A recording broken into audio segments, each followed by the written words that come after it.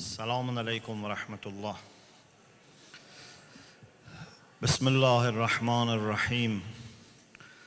لا حول ولا قوة إلا بالله العلي العظيم.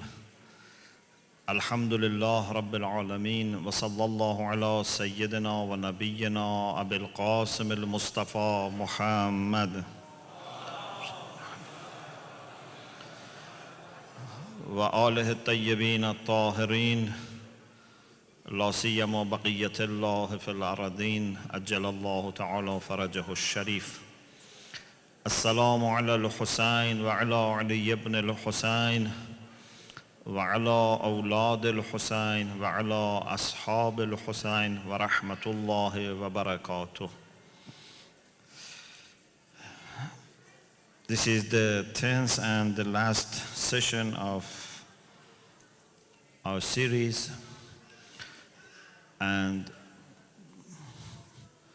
I hope inshallah we have been benefiting from what has been discussed,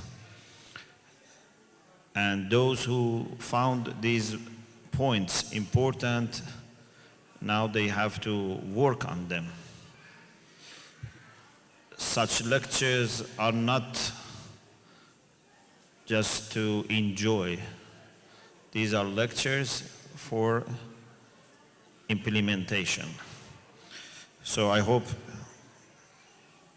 you go back, review, take notes, implement, and keep record of your progress. We said a very important aspect of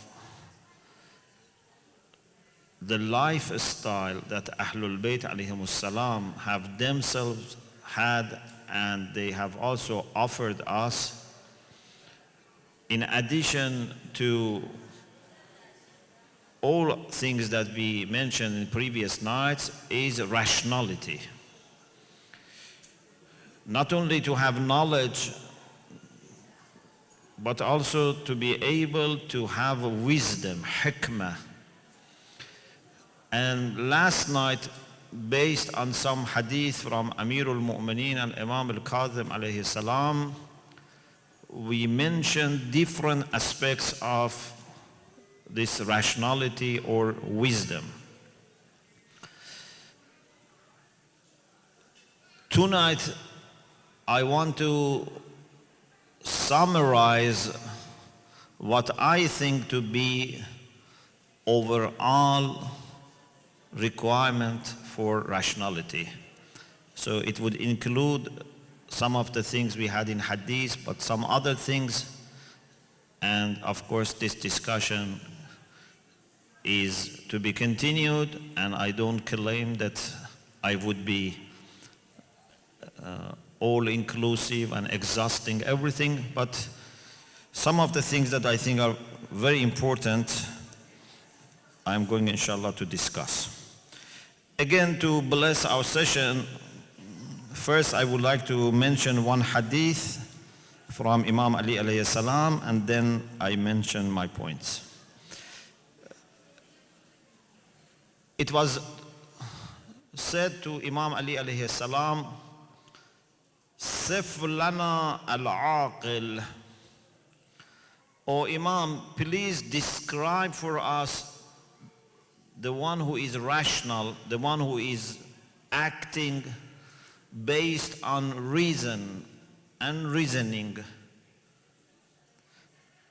Amirul Mu'mineen alayhi salam, according to this hadith, said, Huwa alladhi yada'u shay'a mawada'ah.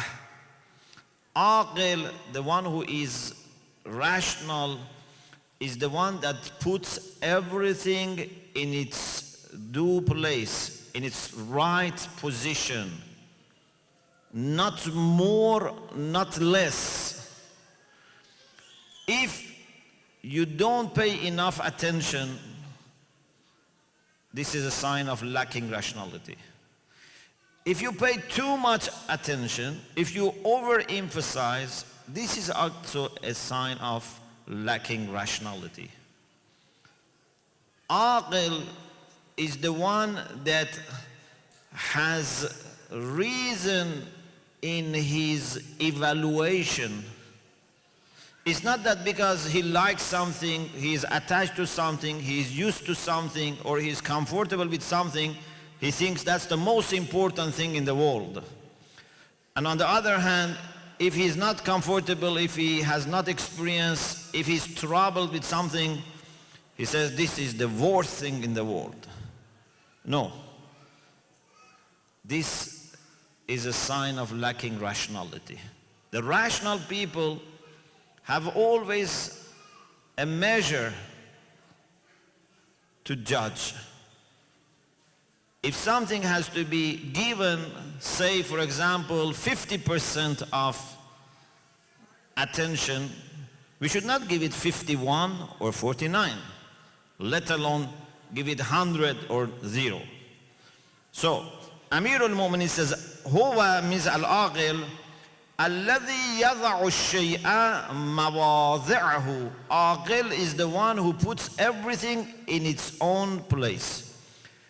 And as you see, there is close connection then between this and justice. Because al-adlu wad'u ash-shay'a fi mawdhi'ih. Justice is also to put everything in its due place. So what's the relation then between justice and rationality? Justice is to put everything in its due place, and rational people are the people who can do this. You cannot be observing justice without rationality. Only rational people can be fully committed to justice. If you are driven by emotions, if you are driven by external or internal pressures, you cannot be just. So, this is a very important point we can understand from this hadith. Then after explaining what we mean by aqil, Imam was asked, "Fasif lana al-jahil." O Amir al-Mu'minin, now please describe for us who is jahil. Not in the sense of the one who is not knowledgeable. Because as you know, jahil is sometimes opposite to alim. Ignorance, even in English, is like jahl in Arabic. Sometimes is not to know. So it is opposite to ilm. But sometimes it's opposite to aql. Here, jahil is opposite to aqil. It means someone who is not rational, someone who doesn't act wisely, someone who doesn't act rationally. So, people ask Imam, okay, you have described al-aqil, could you please describe al-jahil?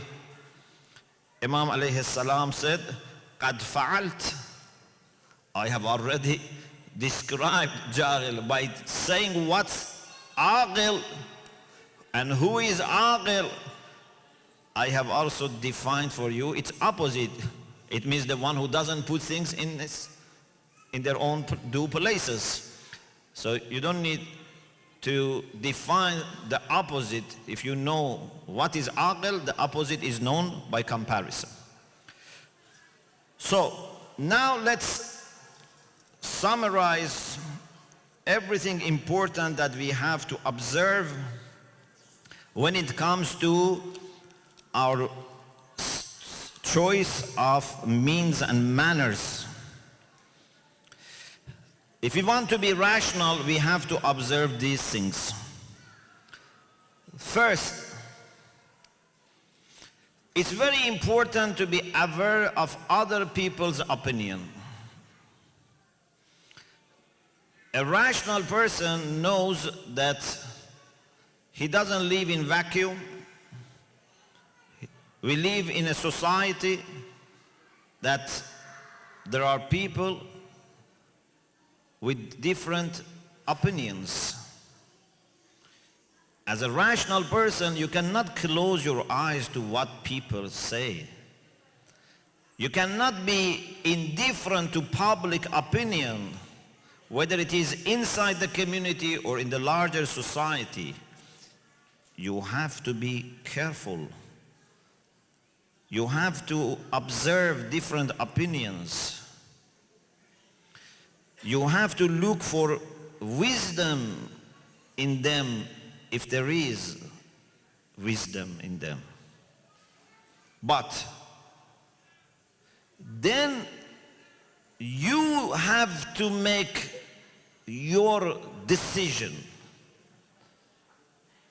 Some people think there is no way to observe carefully public opinion and remain original or remain in charge of your decision. So they quickly jump into making decision. Or they say, we don't need to know what people think about this. I found out what is right and I do it. Or these people who have other opinions are not one of us. We don't need to know about them. No. A rational person needs to know the opinion of other people, friends and enemies.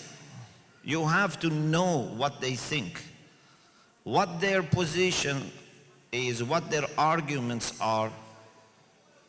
I'm not saying to follow, but I'm saying you have to be aware and observe. You cannot ignore people's opinion. Allah subhanahu wa ta'ala says in the Quran, فَبَشِّرْ عِبَادِ الَّذِينَ يَسْتَمِعُونَ الْقَوْلِ فَيَتَّبِعُونَ أَحْسَنَهُ. Give bishara to those servants of mine who listen carefully to the word, to what is said. But then فَيَتَّبِعُونَ أَحْسَنَهُ. Then they follow the best. You cannot follow the best if you are not listening carefully to everything which is available. Of course, whenever I come to this ayah, I say to people, this ayah by itself requires some preparation. We are not encouraging every person to study all opinions and say, I can choose the best. This is for the people who are able to discern. This is for the people that have enough of experience or background so that they can listen to all and choose what's the best. But if I am such a person who has no clue about this, for example, there are different philosophical ideas and I have not studied well philosophy.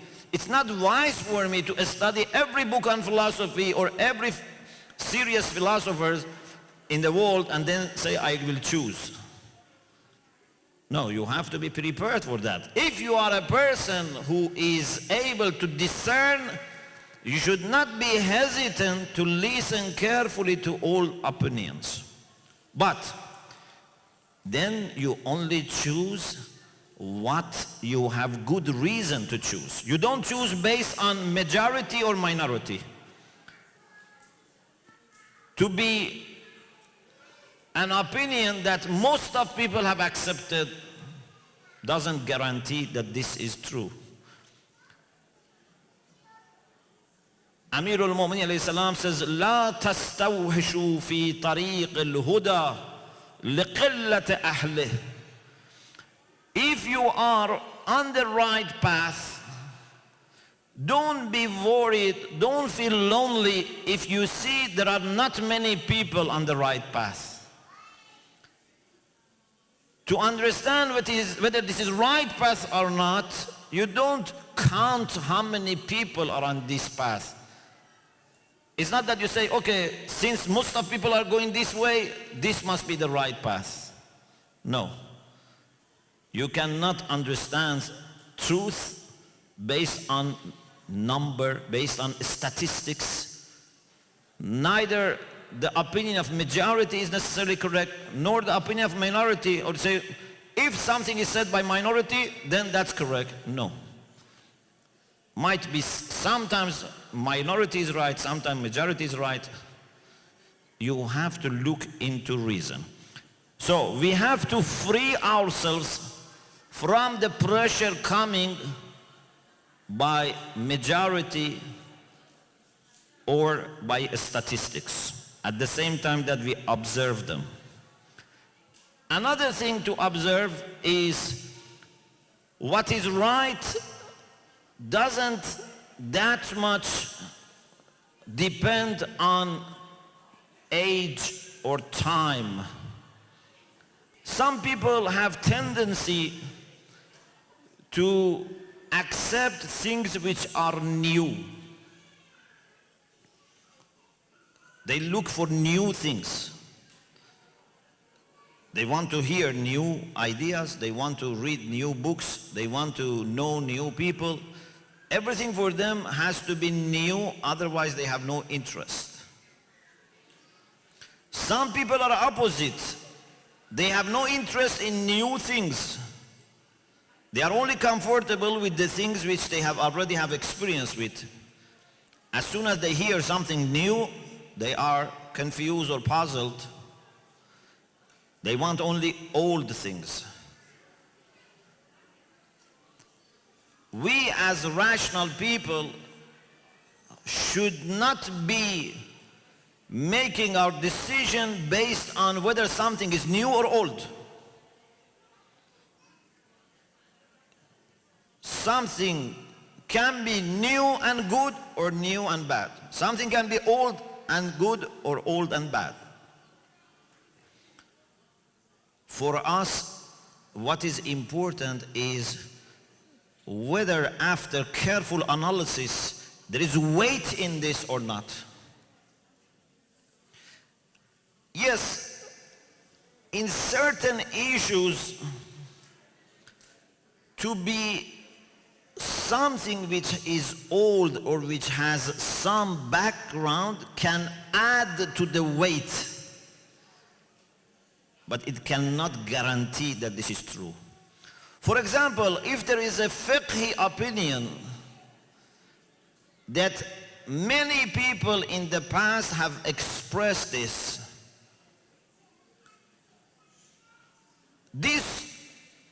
fame, this shuhra, this history can be giving more weight to this opinion compared to something which has not been said so far. It's a new fatwa, new understanding. But it cannot guarantee that this new fatwa is wrong. So in your assessment, you look for grounds for both opinion, but of course you try to be more attentive to the one which has been said by many people, has history, is more popular, not as a proof, but as something which is coming from different scholars and has a history, and the passage of time has not proved to be absolutely or clearly wrong. When something for centuries have been adopted by scholars, means at least even if it is wrong, it's not something clearly wrong. While if something has just been said, it's not yet tested enough to see whether scholars are going to keep this for a few decades or centuries. So these are very technical things, but just what for this discussion at the moment is sufficient is never be afraid of things just because they are old or new, or never accepting just because they are old or new. You must have your judgment and assessment independently. Another thing is pressure coming from advertisement, from fame, from campaigning. We should observe. As I said, we cannot close our eyes to what is happening and what people do and say and promote, but never let the pressure coming from people who are advertising or doing propaganda or campaigning block your logic, block your rationality. Don't say they are definitely wrong, but don't say also they are definitely right. So you have to be such a free thinker, such an independent thinker, that even if something is said by many people, by many,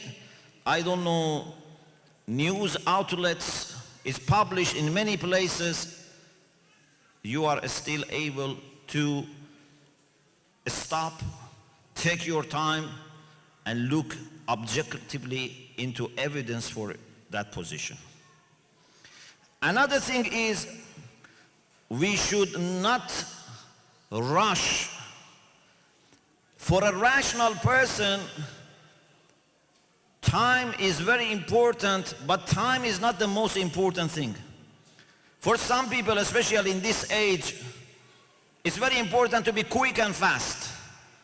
They sacrifice accuracy for the sake of speed. But a rational person never sacrifices truth, even if it's going to delay his judgment. To have sound judgment is much more important than just being fast.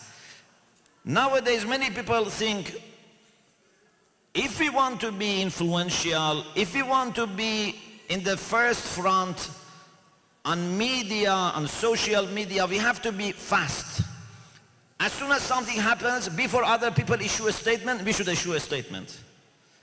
Before other people are interviewed, we should be interviewed. We have to say something because that's the golden time for us. But are you going to sacrifice the truth?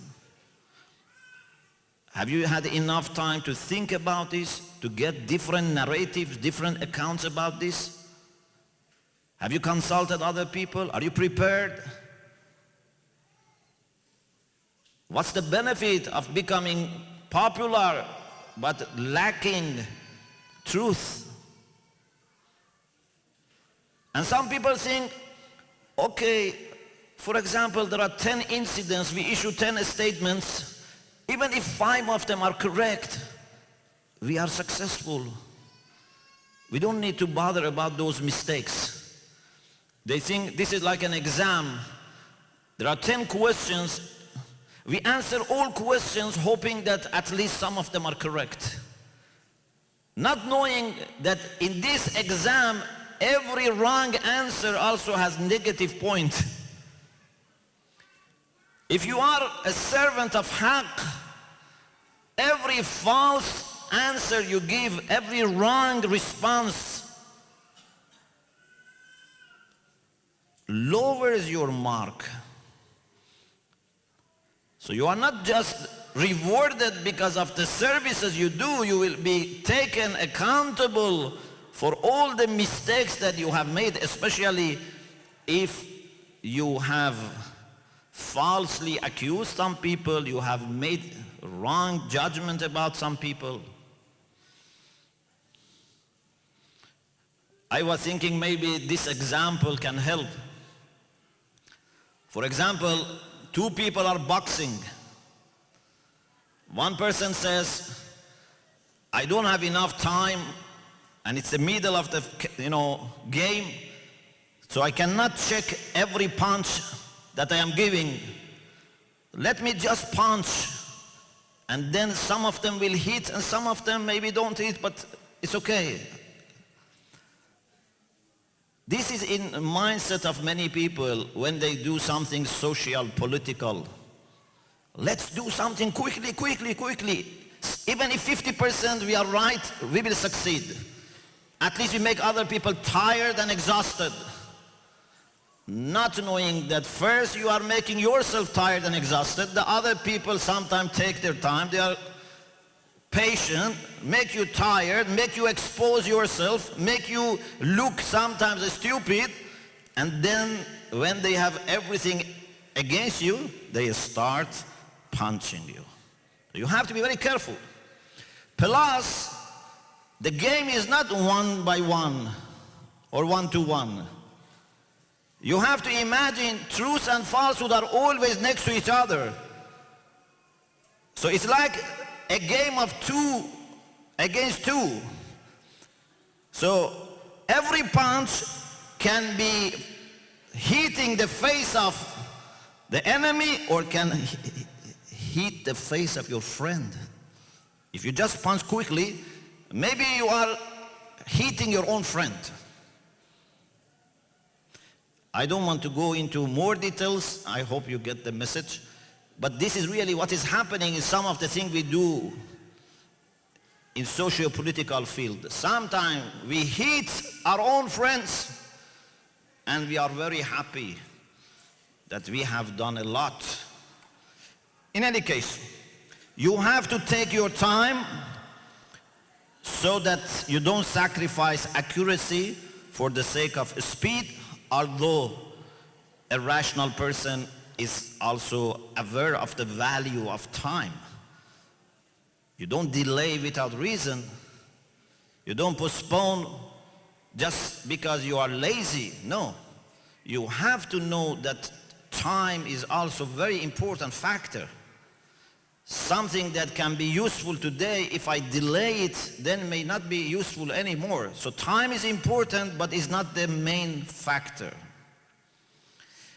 And then another thing that also I mentioned last night when I was explaining the hadith of Amirul Mu'minin alayhi salam is that we have to have good reason for doing or not doing. Not doing is also a decision. Not only we are asked for what we have done, Allah is going to question us about what we have done, Allah is going to also question us about what we have not done. Not only we are going to be questioned about our words, we are going to be questioned about our silence. That's very clear. But there is a difference here. The difference is, although I am going to be questioned for doing and not doing, and for both I should have good reason, for not doing, a good reason can be not having good reason for doing. If you don't have good reason for doing, that's a sufficient reason for not doing. So sometimes you don't do something because you are sure that you shouldn't do, and sometimes you don't do just because you are not sure that you have to do. And this is sufficient. This is adequate. The same is with silence. I cannot say silence doesn't need justification. No, silence needs justification. Sometimes silence can be very terrible mistake. Sometimes we have to speak. We cannot be always silent. But if you have no good reason to justify that this is the time to speak, having no reason for a speech is a good reason for silence. So you keep silent either because you are sure that silence is the best practical step now, or because still you are not sure that you have to speak. So this is a big, big difference. Now, when it comes to different stages of decision making, and this is where rational people emerge. For rational people, the process of decision making is one of the most complicated things in the world. They don't easily come to decision. They don't easily come to conclusion. Just to have a little fun, I remember an example that one of my teachers was telling about studying usul al-fiqh. You know, when you study usul al-fiqh, then it's very difficult to come up with clear answer in fiqh. Because when people ask you a question, tens of different scenarios come to your mind. Someone who has not studied usul al-fiqh, normally when they hear something, one or two options come to their mind. But if your mind is trained, more options come to your mind. Actually, philosophers have a beautiful saying. They say, يُعْرَفُ عَقْلُ الرَّجُلِ بِكَثْرَةِ مُحْتَمَلَاتِهِ. If you want to know how intelligent is someone, see for the same question how many alternative theories and explanations come to his mind. For example, someone who is not very complicated, when goes out and see the street is wet, says it must have rained. Someone who is more complicated mentions 10 things. Maybe it has rained, maybe they washed, maybe a tanker had accident and water came. So many possibilities are there. So a person who had just started learning usul al-fiqh had a conversation. He was working in a mill and they used to have horse to move the handle and make the flour. The person who was the owner told him that you don't need to always be here. He said, then how we make sure that the horse is moving? Maybe the horse is lazy and when we go out the horse is not moving to move around this handle. He said, we will put a ring on the neck of the horse. So even if you are in the next room, when the horse is moving, then we can see the bell ringing, and if it's not ringing, then we know that it has stopped. Then he said, what about the possibility of horse just stopping and moving his head? Maybe it's not going around. So that person said, this horse has not studied usul al-fiqh. It doesn't come to his mind to do this. Just a funny story, but there is truth in this. Sometimes people are very simple-minded. Only one thing comes to their mind. Sometimes people are trained. More questions come to their mind. For a person who is rational, who has trained himself, who has learned lessons from previous experiences, it's very difficult to come to conclusion. You know, sometimes people come to you for family issues.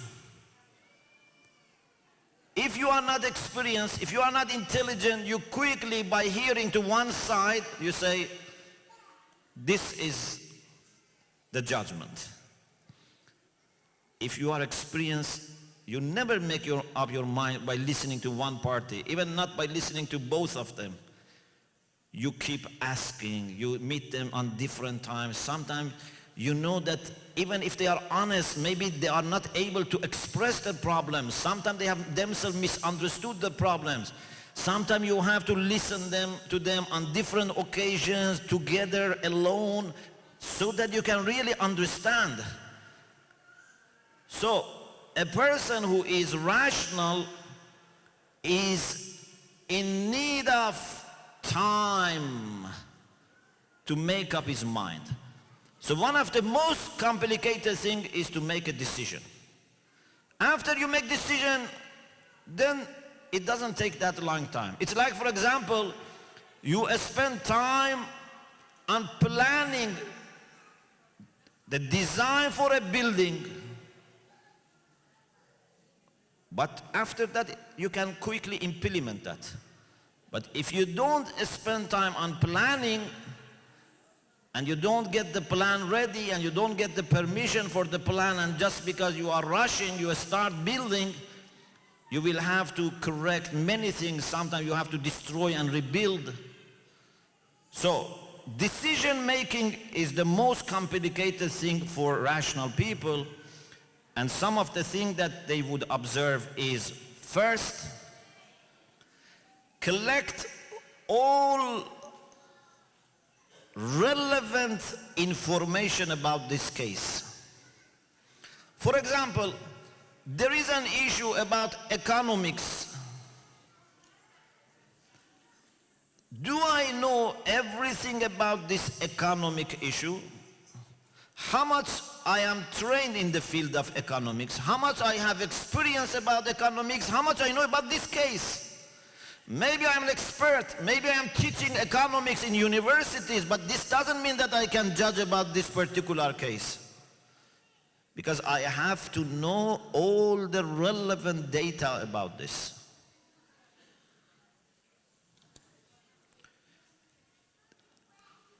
Another thing is, when you choose to act, after you made up your mind about the necessity of acting, then now a big question comes: what should I do? Suppose, a very simple, I have come to the conclusion that I have to say something. Maybe I have seen there is a problem in the community, I have to give a lecture. Maybe I have seen there are poor people, I have to collect money and spend on the poor people. Maybe I have seen in the community we don't have a school, and after careful examination we have come to the judgment and conclusion that we have to make a school. Okay, how you want to give this lecture? How you want to feed poor people? How you want to make this school? Just because you are sure that you have to do something is not enough. Now you have to study a lot, seek opinion of people, get the opinion of the experts, consult people, see how much capacity you have, who are your helpers, how the community is going to react. Lots of considerations are there. I think those who listen to my lectures then would find it difficult from tomorrow to do anything, but no problem. This is for a short period of time. You have to train yourself. It's better.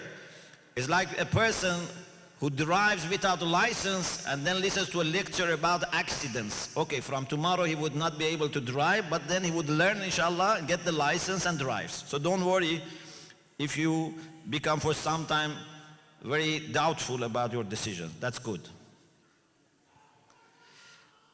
I mentioned few things just as a list because my time is over. Maybe inshallah in another series, another occasion, we will discuss them with more details. Counseling or consultation or mashwara is very, very important. We have to do mashwara. In Islam, this is one of the important practical instructions of the Quran. Even for Rasulullah. Not only Allah says about believers, amruhum shura bainahum, their affairs are run based on mashwara, on consultation, but even Allah says to Rasulullah, وَشَاوِرُهُمْ فِي الْأَمْرِ, consult them. So it's very important. No one can say, I don't need to consult. If Rasulullah has to consult, we have also to consult. And you shouldn't think, as some people think, that this is just a formality. We have just to think that Rasulullah has a formality, had to consult, to give some recognition to people. No.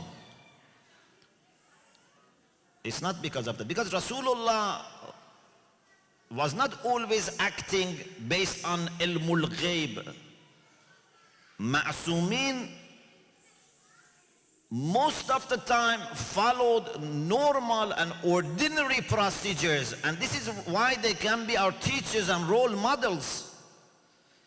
If they were relying on ilmul ghaib only and understanding things through miraculous and extraordinary ways, they couldn't be our role models. They couldn't be uswa for us. Rasulullah was not making every single decision based on ilmul ghaib. No, he was consulting, he was thinking, he was asking Allah for guidance.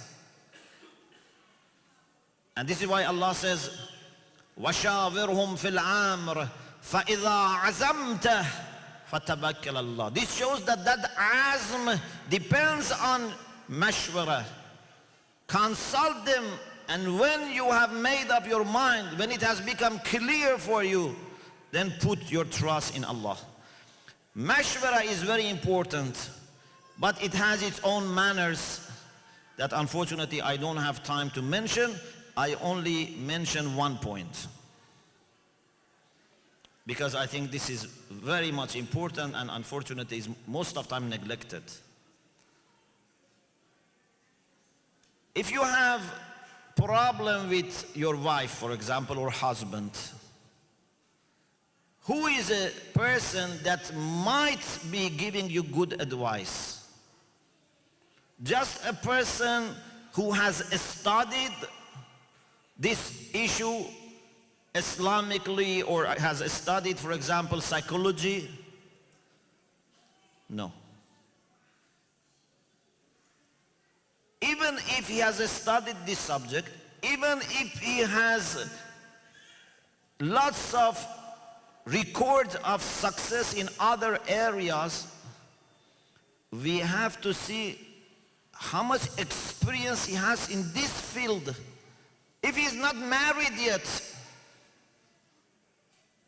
it's not impossible that he gives you good advice. Maybe sometimes a person who is not married can give married people good advice. It's not impossible. But is it reasonable for me to seek opinion of someone who has not been married yet and has no experience about this? Or I have problem in training my children and I ask someone who has no children.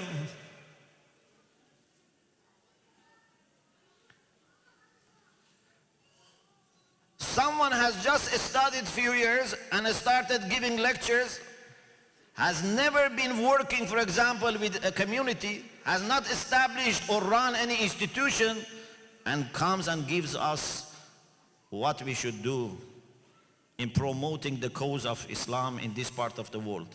Is it reasonable? Maybe he says something good, but is it reasonable to expect someone who has no experience and no record of success and achievement to give us instruction? We respectfully listen to every opinion, but we as rational people cannot consult such people as people that we can rely on their advice. Yes, we can listen to them carefully, but we have to make sure that we seek advice of people who are experienced, who have record of success and achievement in this field, not even in other fields.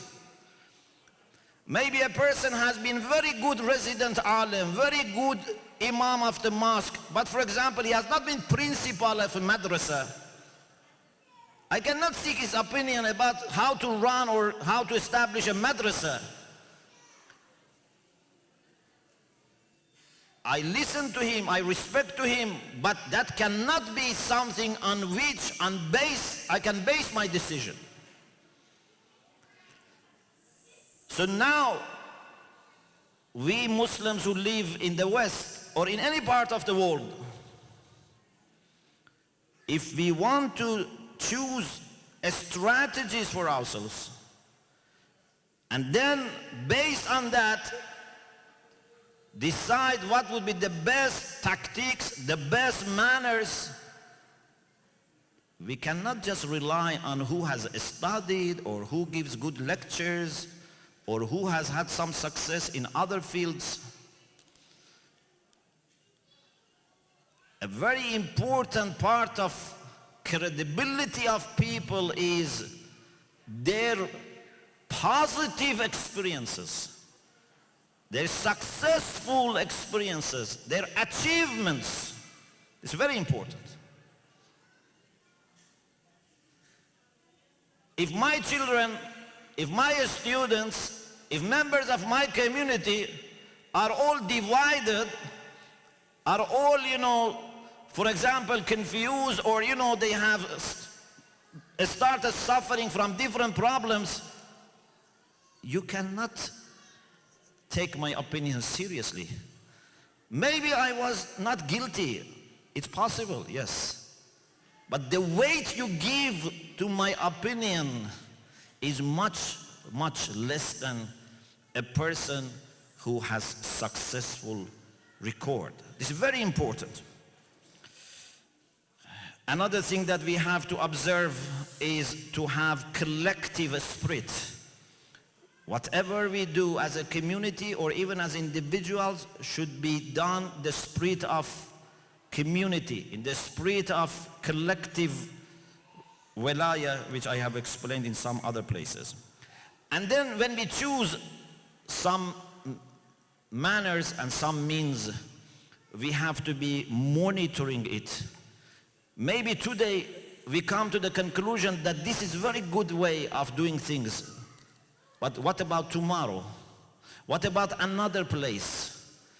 Is, for example, the way that we commemorate the event of Karbala, is it to be fixed always? Or we can have sometimes other means that can be useful or more useful? Or is everything useful here also useful in another place? There are so many things that we have to consider so that we can say this means was useful, it is still useful, and we can prescribe in other places to also use it. Unfortunately, we just do things out of habit most of the time. If we have been doing something for some time, then we try to do it everywhere, every time, and recommend other people to do the same. But we need to be carefully assessing and judging. Okay, let me end this with the hope that inshallah we can be engaged in this discussion and continue this discussion.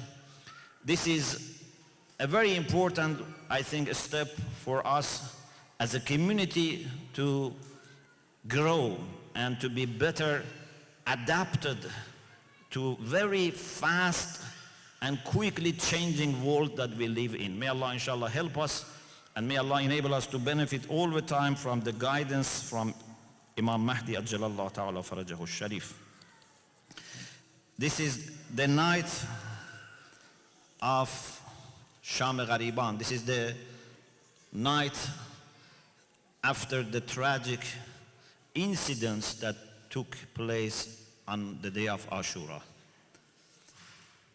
Unfortunately, end of Ashura as a day didn't end crimes of the enemies. It was not just the Ahlul Bayt had to now suffer from the tragedies which have already happened. They had to suffer new crimes. And this is in addition to all the pain that they have already received in killing of Imam Hussein and members of his family and companions. So one of the things that we find, and it is very painful, and I don't translate some of it, is their attack to tents of Ahlul Bayt.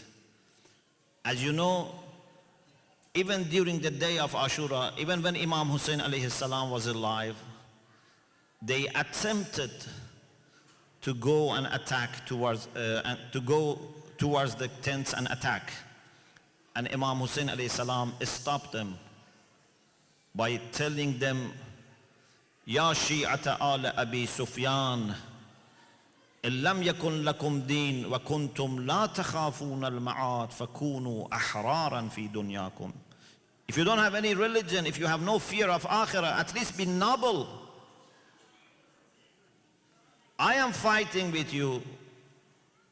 Why you are attacking these women and children? And this was Imam still, when Imam was still alive. But after the martyrdom of Imam, they had no one to stop them. In Maqtal of Kharazmi, it says, أقبل الأعداء حتى أحدقوا بالخيمة. The enemies moved towards the tents and surrounded them. وما هم شمر بن ذي الجوشن, and with them was Shimr, the son of Zi al-Jawshan. Whenever you hear the name of Shem, you must expect something really bad is going to happen. He was such a vicious person that he was always setting up a record in doing bad things. فقال ادخلوا. He told to the enemies, enter this tent. فاسلبوا بزتهن. Go and take the belongings of these women and children. فدخل القوم أخذوا كل ما كان بالخيمة. They started taking everything in this tent. They didn't just look for jewelry or money.